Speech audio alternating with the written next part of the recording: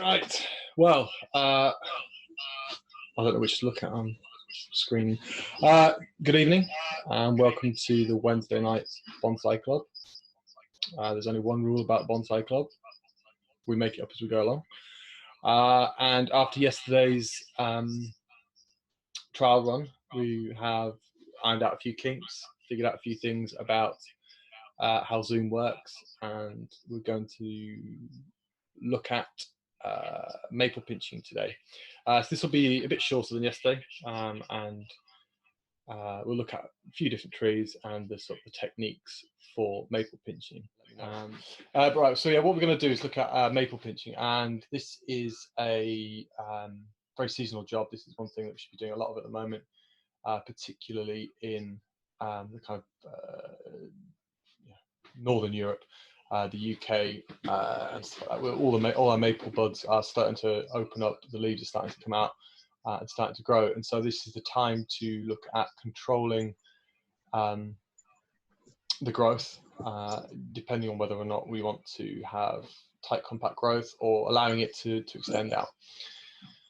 And so we are often faced with decisions.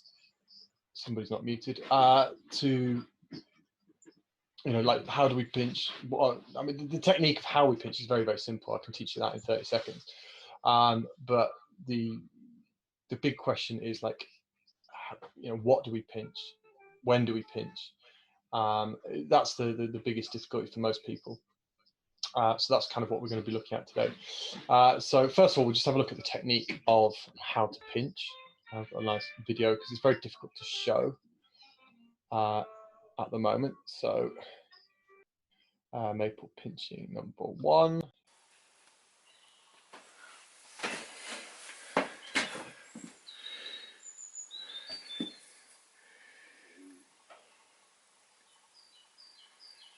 Okay, so we have the 2 side leaves there, the shoot that is extending out. Pinch that off to leave just the side shoots. It's as simple as that.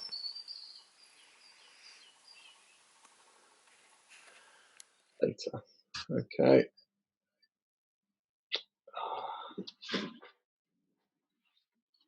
So what we were doing was essentially looking for central shoots. There we go. 2 pairs of leaves, the central shoot in there, and just pinching that out. That is basically the technique of pinching. Okay, no more difficult than that. Okay, another example here. Okay, you see that? This is the extension here. These are the first 2 pairs of leaves. We come in and pinch that out. Here is another extension, comes out, pinch. Okay, that's as simple as it gets. You can do it with a pair of, with your finger and thumb, or you can do it with a pair of twists, particularly if you are going in and doing it very early on. Okay.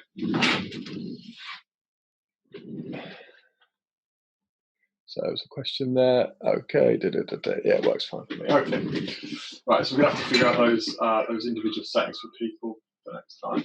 Okay. Right. So does everyone understand the technique of pinching? Yes, it's not that difficult, really. Oh, here we go. Okay, right. So how do we do that and apply it to various different trees? So let's look at this one, this tree that we have here. Okay, so this is a Japanese maple that I've had growing on for several years. When I first got it, this tree was in a weakened state. It needed a lot of grafting on this branch here particularly. So this branch was thread grafted, this was a thread graft, and there was a lot of sort of work done on it. So now we're getting to the stage of trying to sort of compact it. It's had a couple of years of free growth. So it's absolutely gangbusters, full of energy, and And what we're looking at doing now is starting to build up some ramifications. So this year, even though it has been repotted, so it's been repotted this year, it will still be pinched. Okay, so I'm going to go through that and do that over the entire tree. Okay. The top, the bottom, the inside, the outside are all exactly the same vigor with this tree. Okay, because it has been allowed just to grow. Okay. Some questions. How long ago did you do the grafting? 2-3 years ago, maybe 4. It's been a while. Why pinch instead of grow and cut back to the first pair? Okay, so the whole point of this pinching is trying to do it as early as possible, is to stop the growth. Okay, and to shorten the first node. The whole point of it is to make sure that as this extension comes out, we pinch it immediately, so it stops the extension, so that the growth here is very tight and compact. Okay, and then it doesn't extend any longer than normal. If we allow it to grow out, we allow it to extend before we cut back. Each of these nodes gets progressively longer and longer. It draws out the branch, making this node longer and longer and longer, and so we end up with elongated branches, and we don't have a compact tree. Okay, that's essentially what we're trying to do. So with this tree, I will be going over and pinching the majority of it, or all of it, this year. Okay.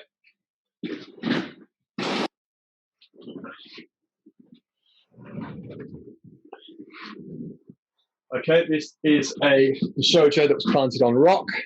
I have some pictures here, which hopefully you'll be able to see.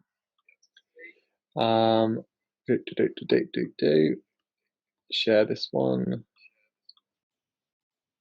And where is it? Rock to shojo. Can people see that? Yes?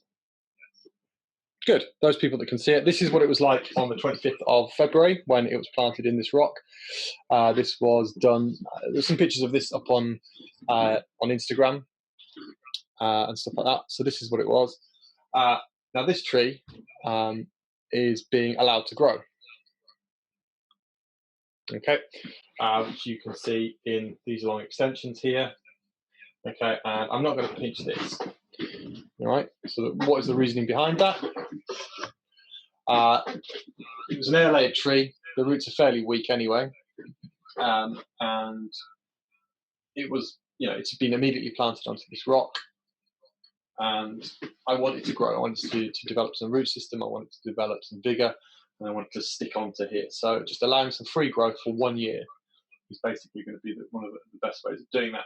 There's also a lot of areas up here, for example, where long branches have been allowed to grow out and then just been cut back. Okay, let's move. And in order to develop some taper, what we're going to need to do is allow it to grow out again before cutting back. Okay, so this year will be the kind of like the second year of not, let's see, free growth. Once the extensions come out to about this long, they'll be stopped, but they won't be pinched immediately. Okay, and then it can be cut back again. Okay, but just a year of free growth to allow a little bit of vigor, allow those roots to develop, for it to really sort of stick on there, is the approach for this tree this year. Does that make sense? Yeah, good. Okay, everyone see that okay? This is a twin trunk Japanese maple, just a standard Japanese maple. There's nothing too fancy about it. This wasn't repotted this year, so this was done last year, so it's been in the pot for a long time. Although it was a little bit weak last year. Okay, and so it was allowed free growth last year, but it didn't do fantastically well. But it did strengthen up in quite a few places. And so what we'll be looking at doing is looking at trying to balance the growth on this tree a little bit more this year. Okay, so if we just turn over the camera, if we look at the top, up in the top here, the top of this tree is all very strong and healthy. There's some good growth, some good long nodes there last year, last couple of years. There's a lot of sort of bigger up at the top there. If we compare that down to this branch here, you can sort of see that one there. It's not quite as strong and as vigorous. If you see the thickness of these branches, it's not as desirable as we would like. If you if you can see it. I like the colour of these branches, the lignification of these branches. It's a bit of an older, slightly weaker branch in comparison to, say, this branch here, which you should be able to see it being kind of like, just looks a little bit more youthful. Okay, so we have quite a strong branch here, a very weak branch here. Come across to the second trunk. Right. These lower branches here are slightly weaker. Oh, there we go. The apex up here is strong-ish. This is where we want the tree to be. Okay, so the apex on the second trunk is where we want the tree to be. The lower branches are not quite as strong as we would like. So the technique that we would be applying to this one. Oh, just a second. I went into safe driving mode. There we go. So the technique that we'll be applying to this one, all right, is to pinch the top of the tree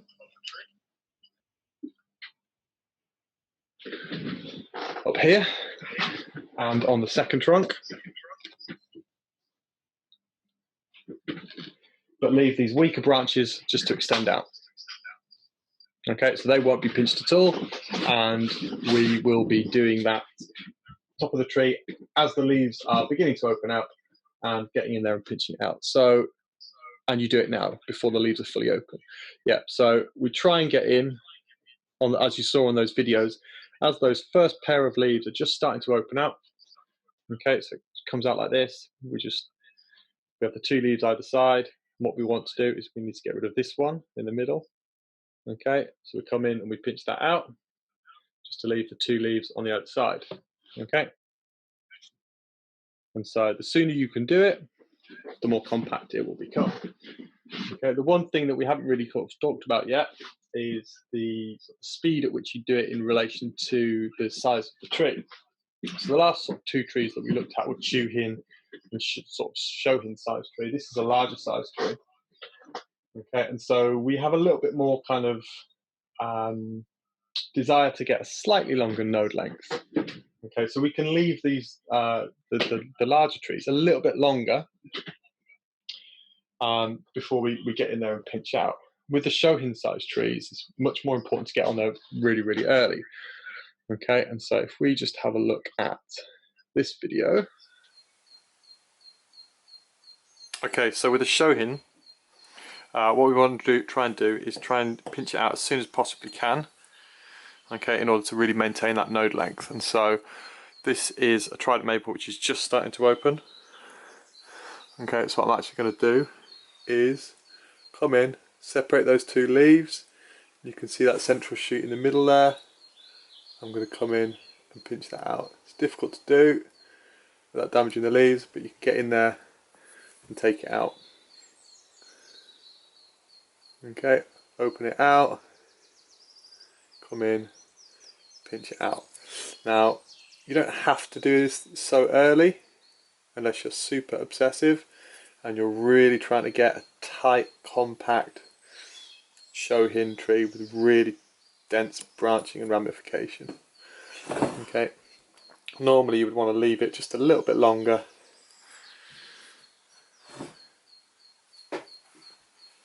so that the shoot is a little bit easier to pick out. Okay. It'll be too difficult to have a look at that actual trident. Okay, but what we can do is we can have a look at this one, which is essentially just a slightly large shohin. Okay, so at this stage, we are going to want to come in. Okay. It's difficult to do when you look at the screen. And open up the leaves like this. And get in there and pinch out that central section as soon as possible. Okay. Come in. This is where having a pair of tweezers comes in very useful. Doing it that quickly. Okay. Because for a small sized tree, we want that short, tight node length. Okay. So get in there. There's the leaf. There's the leaf. pinch that.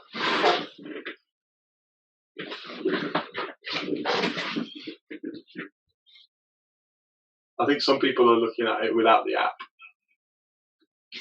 That might be the problem. I'm doing it through the browser. Okay.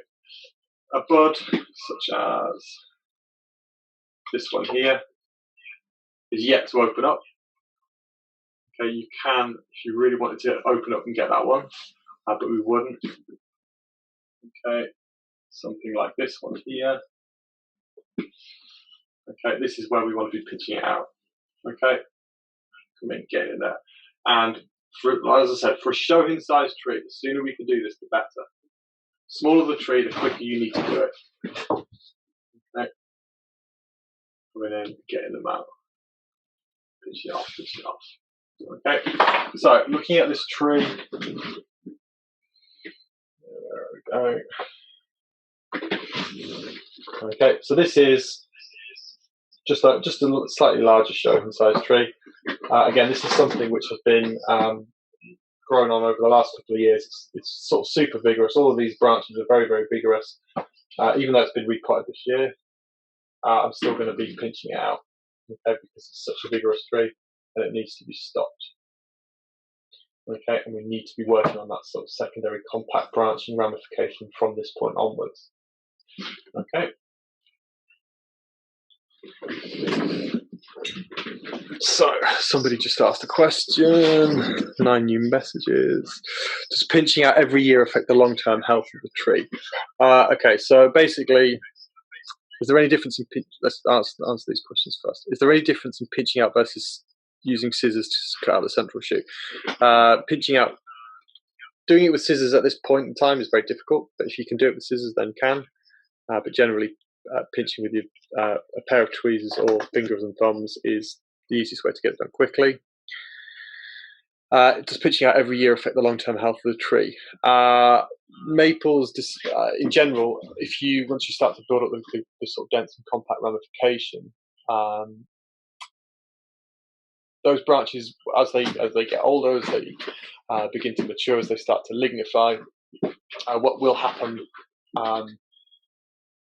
The more and more you keep it compact and dense and compact, will start to weaken and the health will deteriorate. And so it is the challenge of people who do bonsai on like the highly refined trees to manage that sort of knife edge between keeping things compact and allowing the tree to be healthy and vigorous. So keeping a tree always compact, you can do that for a certain period of time. And we're talking about a 10 to 15 sort of year sort of cycle before you might need to then go in and thin out a lot of those branches, a lot of the secondaries and tertiary branches, and start rebuilding some of the sort of the finer structure. But if you maintain good sort of cultivation, then and sort of watering regimes and things like that, then the tree should be okay to be pinched out every year. Could you talk about which species of base this can be applied to? Okay, yep, that will come up. Right, so it's like the timing of it is one of the sort of the key things, and so there's a certain amount of sort of size dependency in terms of the size of the tree, but how quickly you want to get in there and do it, and also having that kind of objective in mind. Okay, these are things that you have to keep at the forefront of your mind when you're approaching the pinching out of maples at this time of year. Okay. So here is a tree which is still in development.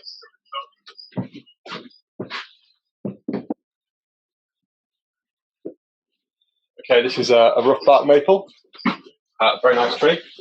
Bottom of this tree is relatively well developed. The branches, the primary branches, going to some nice secondary branches,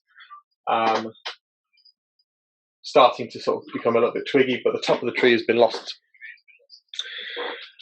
And so there's a lot of work that needs to be done in developing the top of the tree.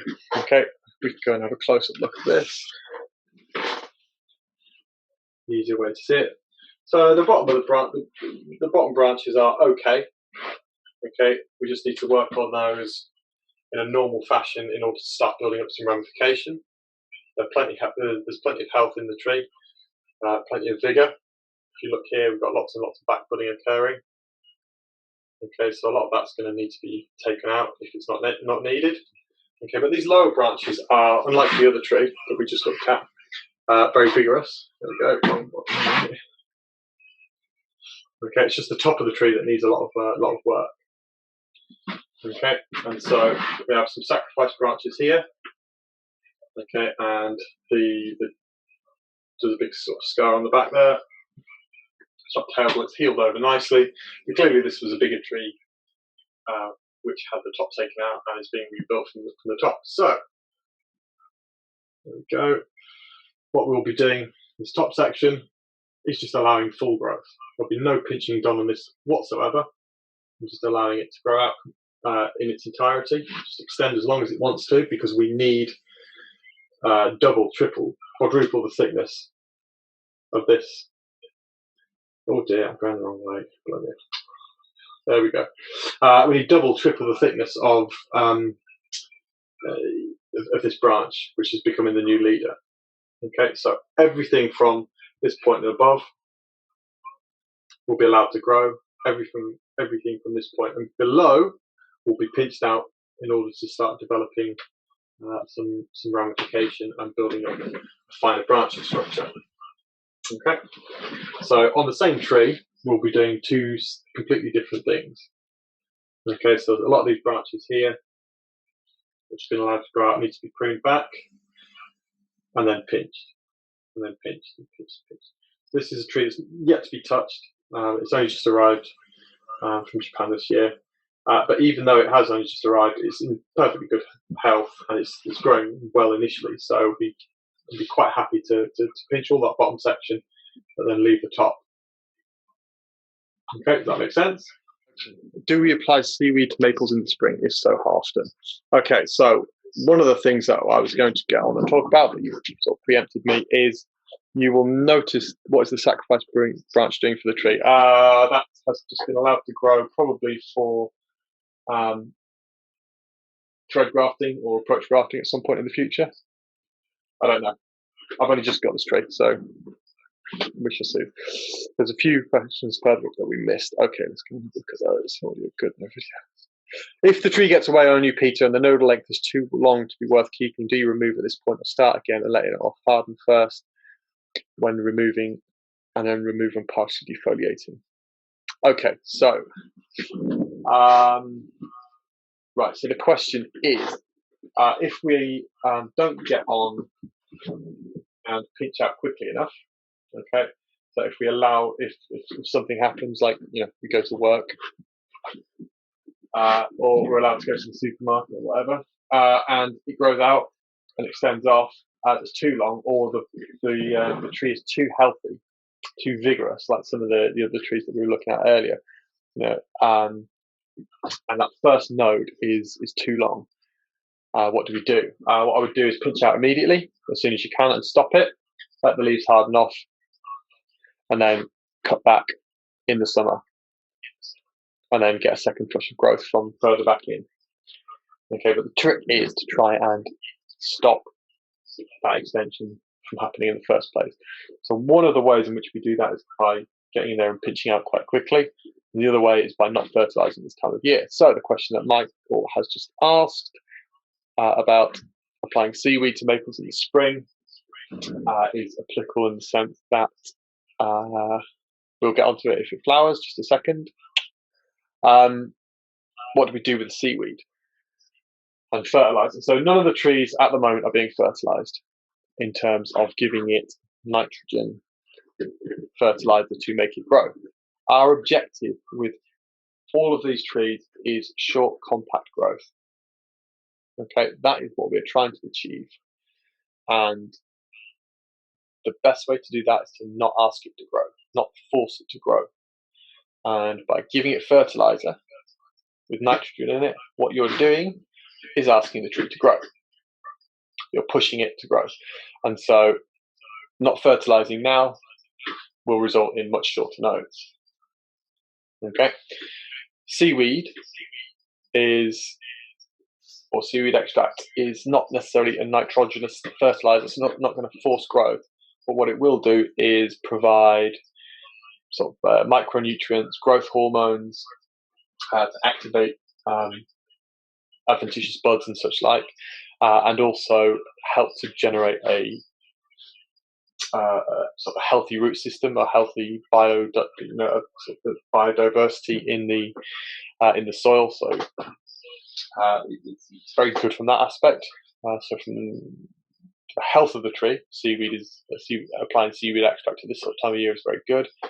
I would be doing it once a fortnight, once a month at this time of year, and then slightly more frequently once we get into the growing season proper.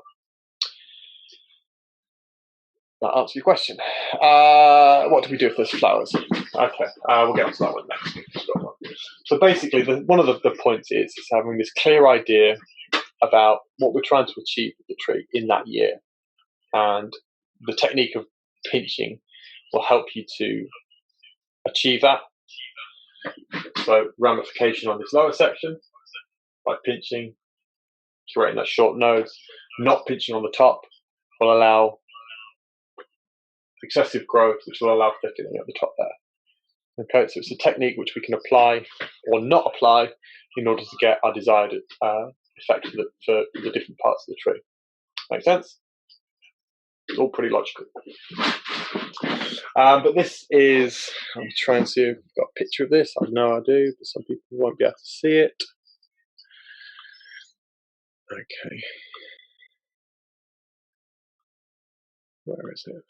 But this is just a standard Japanese maple, but every year that I've had it flowers very profusely. Okay, so that may be a little bit clearer for people, or is it exactly the same? Okay, that's pretty much the same. So what do we do when it flowers? Okay, well, when the tree flowers, it's actually pretty much doing the job of pinching for us, because turn this. There we go. If we look at, there we go, this one here, for example, we have the two leaves there. There is no central elongating shoot because it's turned into a flower. Okay, so there's nothing to pinch out. That is not going to extend out any further because it's already started to flower. Okay. On this tree, we do have some areas which are extending out. Okay, so you can see here, we have the extension, two leaves at the base, and the extension in the middle, another one there. So not all of the tree is flowering, the majority of it is, as you can see, all the pendulous flowers are pretty much everywhere. Okay, but there are a few areas, particularly up in the apex here, and the apex there, which are growing out. Okay, this tree was repotted this year. Okay, and so these strong areas will get pinched out because they are so vigorous. This node length is already becoming unusable. Do I cut the flowers off or keep them? I'll keep them just because they look nice. What was the actual question? Or cut to diverse energy. Once they've come out like this, then most of the energy has already been used in there. We can cut them off once they start dropping off, I suppose. But to be honest, I've never really noticed a big difference in them. But just the thing to remember then is that this tree has been slightly weakened through the flowering, through the repotting, and so it will need extra sort of fertilizer throughout the year. Maybe not be doing a defoliation on this. Okay, so when it comes to the summer and all those leaves have hardened off, there'll be no defoliation done, except perhaps in some of the top areas here where it is excessively vigorous.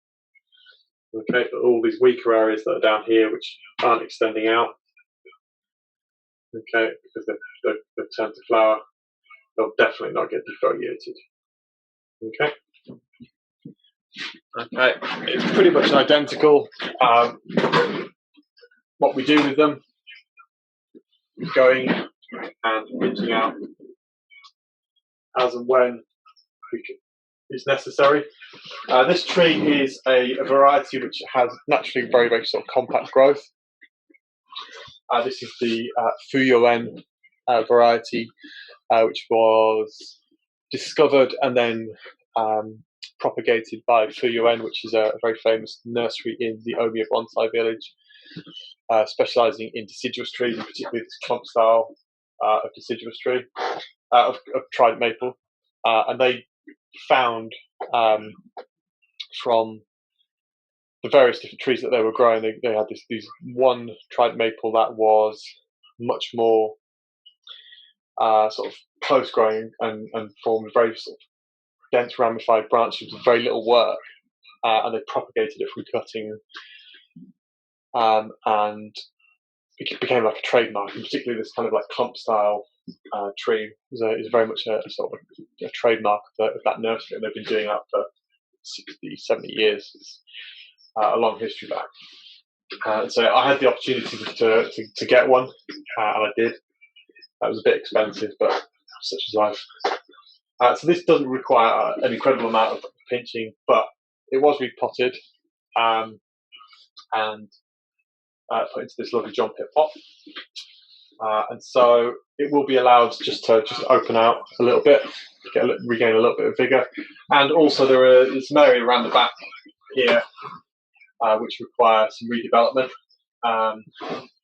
Might be a little bit difficult to see, but this trunk here has been cut off, and so anything that's growing from this area will just be allowed to grow out. Okay. The rest of the tree, if it extends out, which it shouldn't do, bearing in mind it's repotted and the variety, will just get pinched as and when. Okay. So talking about the different varieties of maples is pretty much the principle applies across all of them, except for slight sort of nuances and slight variations. And so, for example, the Shishigashira varieties and Kiyohime, those miniature varieties, will naturally not grow out as much as some Japanese maples. However, there are some Japanese maples that will naturally be very compact and not grow out. Okay, there's such a massive variation in sort of genetic variation in Japanese maples themselves that you have to learn the individual kind of characteristics of your tree to try and figure out like how quickly you need to pinch, whether you need to do it or not, whether it's naturally going to be quite compact and grow. And so that's the important thing, is trying to learn how to read the tree and figure out how to apply this technique in that sort of specific situation. So if we just have a look at this tray of trees that I have here. Right. This is a tray of Japanese maple seedlings that were all sown at the same time. Okay, so all seedlings from the same time, 3 years old. Some of them are just leafy. They've all been sat in exactly the same place in the polytunnel. They've all had exactly the same amount of water. They've been in exactly the same environment. So this one is just beginning to leaf out. This one's leafed out a lot more, lot earlier. Okay, this is a group of various different trees. This one has leafed out much earlier than this one. Okay, yes, this one's been cut back and is a little bit weaker, but it's leafing out much later than some of the other ones. Okay, and so there's a huge sort of genetic variation in all of the different trees, even though they're all Japanese maple. Okay, and so learning that individual kind of nuances of your tree is an important thing for success with the pinching. Okay, how frequently, when do we do this? Okay, this is where the difference between people who are retired people who are at home and people who had previously been going out to work comes into play, because this type of job is very time specific. One of the reasons why we don't see a lot of very well developed, highly refined deciduous trees that have been built entirely in Europe or in America, as opposed to imported Japanese trees, is the difficulty of getting that compact growth within a year. So, for example, if you miss the window of opportunity for pinching is very, very short. And so if you miss it by a couple of days, you could have a node length which is too long. And you could have growth which is then needs to be cut off and redone. And so you could lose an entire year's worth of growth and development if you don't pinch it out quick enough. So the people who are much more successful with growing deciduous trees are those who have the ability to work on them on a much more frequent basis. So walking around the garden every day, working on the trees, looking at the trees every day, sometimes twice a day. Those are the people in Japan, in America, in Europe, everywhere, who get the most success with it. If all you do is bring the tree into your workshop and sit down and pinch every single bit out on Saturday, then you could have had 5 days, 6 days where the trees have been growing and the node length has been lost. And so it's an everyday walking around the garden type of job that needs to be done. Okay. To pinch out, for example, the tree here, all of the tips on this maybe will take 20 minutes at most to go through and pinch out every single tip. Okay. If I sit and just do that all in one sitting, we will get the stronger areas will become far too strong, the weaker areas will become far too weak. And so that 20 minutes of work needs to be spread out over a long period of time. And so what we'll be doing is coming along, pinching the strongest bits as and when they start to open out. And it might not be that the strongest area is in the top. It could be that the stronger areas are at the bottom, different branches for whatever reason, they've been allowed to grow out. That first tree that we looked at, those bottom branches were incredibly strong because they've been allowed to extend off. No, it's about identifying those strong areas and going in and pinching those first as they're opening out. And then coming back, maybe the next day, looking and seeing, okay, is there another area that needs to be done? Are there other bits? And so that 20 minutes may be done 1 minute a day for 20 days. Okay, rather than one sitting of 20 minutes. The more frequently you can look at the tree and pinch out as and when, the more quickly you will get, and also have that objective in your mind of what I'm trying to do. Okay, if you approach the whole tree with a robotic mentality of I am pinching out every single bud or every single shoot, then you will end up with unbalanced trees because the top areas will get too strong, the weak areas will continue to get weak. Okay, so if you can approach the principle of pinching from that almost daily basis, and with that objective constantly in the forefront of your mind, then you will have a lot more sort of success with the development of finer twigging, more compact growth, and well-balanced trees. Is that the rough bark trident you picked up? Yes, it is. Rough bark trident. It's very, very nice. What makes them flower? Genetics is one of the things that's sort of predisposed to them. Some trees just flower a lot more than others, and some years they do, some years they don't. I don't know, to be honest, perfectly honest with you, other than those two reasons. So that's pretty much it, really, when it comes to pinching. The key thing is it's not the technique. The technique is very, very simple. It's the nuances and the application to each individual tree in those individual circumstances and situations. And having that clear plan and objectives in your mind when you come to approach the tree every single time is essential. And the little and often approach will pay off dramatically. And at this year, everybody should have very, very good deciduous trees because we're all sat at home doing nothing. We can go out in our gardens every single day and walk around and pinch them out as and when they need to be.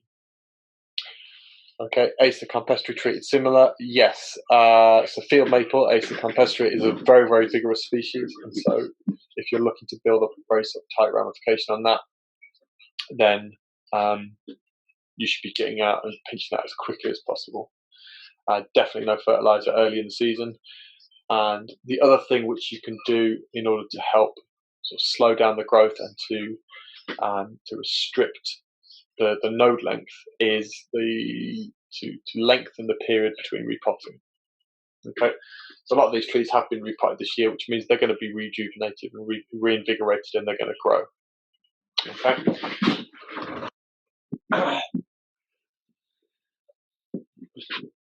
This tree here, for example, this soil is very, very compact. This tree hasn't been repotted in 2 to 3 years at least. Okay, and so the growth on it is very restricted, and so it's not going to extend out anywhere near as much as it could do if it was rejuvenated by repotting it. Also, the number of branches on the tree, the amount of ramification that it has, will also help to reduce the elongation. The more ramified the tree becomes, the further the energy kind of gets spread, the shorter the node length becomes. Some of us are still working and the overtime on the maples. How long is it safe to leave a maple between repot? How long is a piece of string? 4 years, 5 years is fine as long as you can get water into the pot. But generally, you'll be looking at like maybe about 3 to 4 years as a maximum. But it's not necessarily the length. Again, it's not necessarily the length of time between repotting that's important. Also, kind of like the level of aggression with which you remove roots. That's important. So, taking a lot of root off, sort of cutting back really hard, bare rooting the tree will rejuvenate it. Will cause juvenile growth. Will cause that excess, that burst of energy. And so, kind of just taking the tree when you come to repotting it, taking it out, ticking it around the edges, not taking too much off, making sure that the soil, the surface layer is cleaned, the water can get in, being as kind of like a low impact repot as possible. That's what we want to be doing with the more mature trees. Okay. Will early pinching make smaller leaves? Yes. Is the answer. Yes. What kind of substrate would you recommend for them? I use a mixture of Akadama, pumice, lava, kiryu, the same as I use for my deciduous trees, the same as I use for my conifers. It's just perhaps a little bit more Akadama and kiryu based. And so the Akadama and the kiryu will tend to kind of hold on to the nutrients a little bit better and the moisture a little bit better.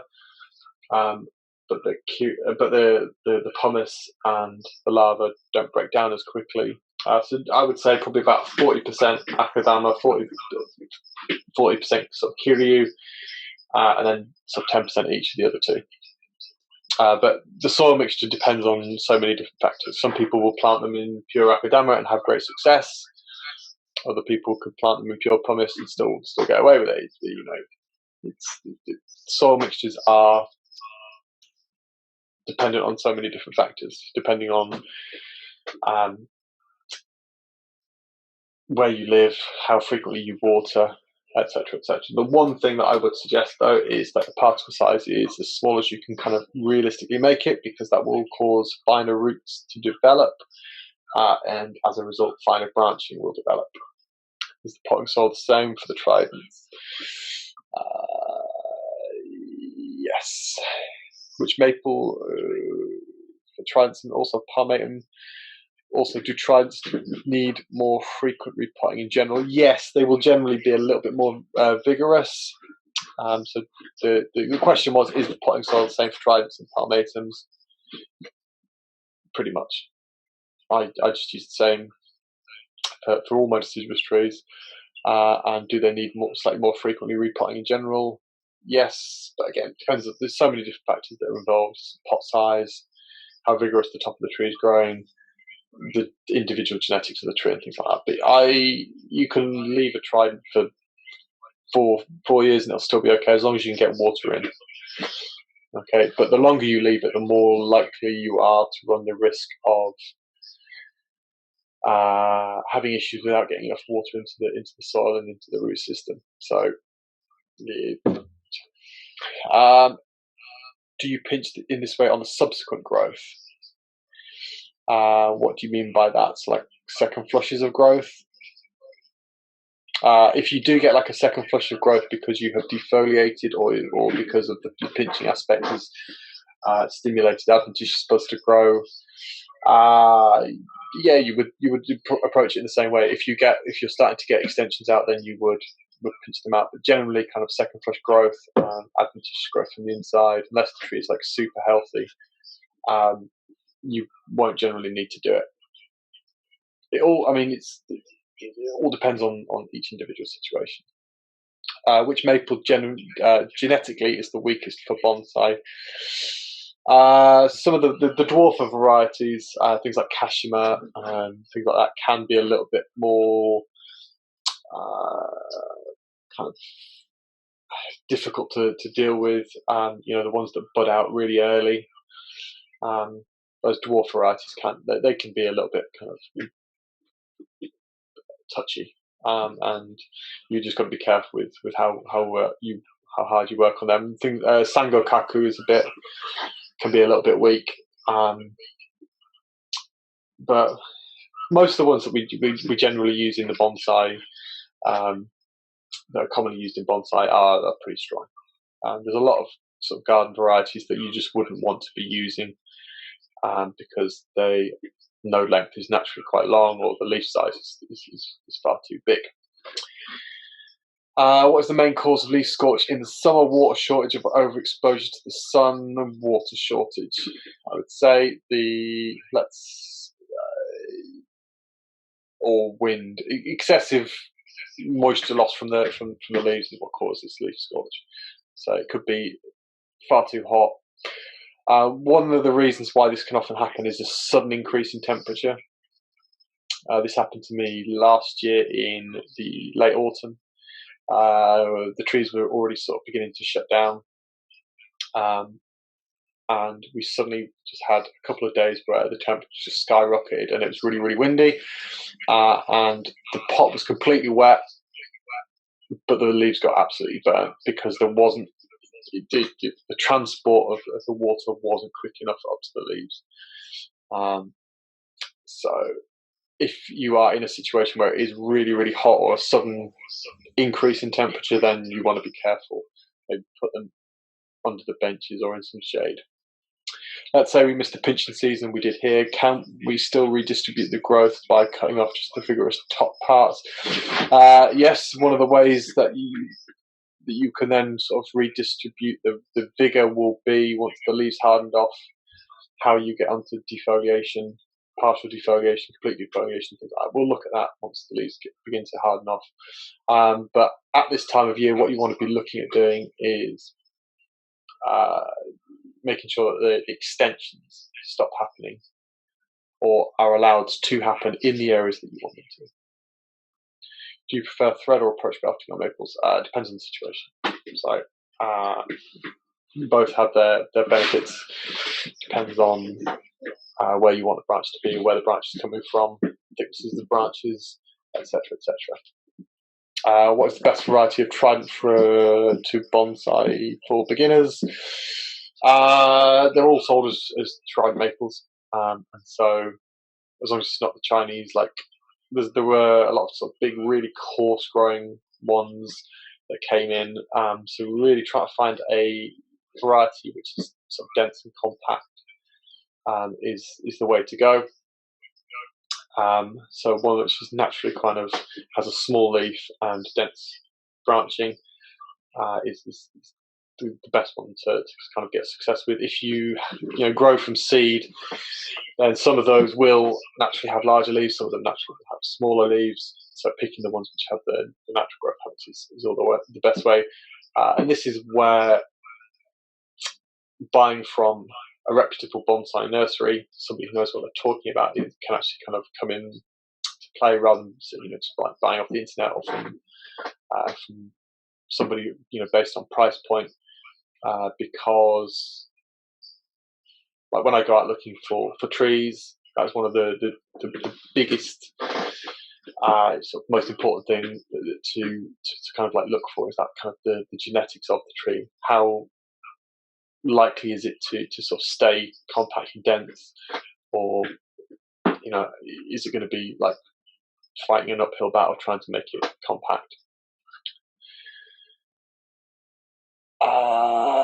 Is there anything that enhances autumn colour other than genetics? The temperatures, cold, apparently putting Epsom salts and stuff on them will do it, but really it's more to do with kind of like climatic conditions as much as my experience. Could you please let me know exactly why variety of butterfly is not considered with bonsai subject? I have never heard of it, so sorry. I would imagine a lot of the more decorative garden type trees are those which have big gaudy leaves or weeping nature and things like that, so they're not ideally suited for trying to make it into a real sort of compact bonsai. So it's not to say that it couldn't necessarily be made into one, but you would be thinking about a different style. So I do have a kind of like a weeping cascade maple, but it's never going to be dense and ramified like this tree, because just genetically it won't do. But then this tree could never become into that nice, that weeping sort of style itself. So, right, we've run to about an hour, so I think it's probably about a good time to say good night. These streams are free. A lot of you, I do know, have donated and stuff. If you found it very useful and you would like to donate, for those of people that have donated, you don't necessarily feel like you have to do it every single time. But if you feel like it, then just send it to everybody. Here is the link to the homepage, where there's a link that you can go to PayPal and give me some money, but don't feel like you have to.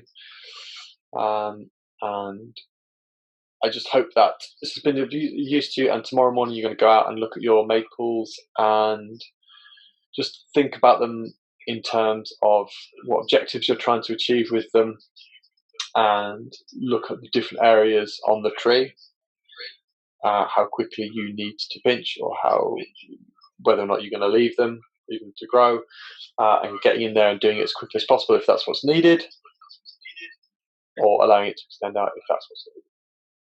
Okay, and if you do that, then you'll have a lot more success.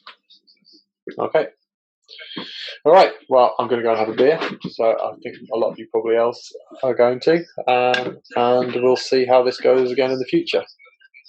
All right, thank you very much for tuning in. Ciao.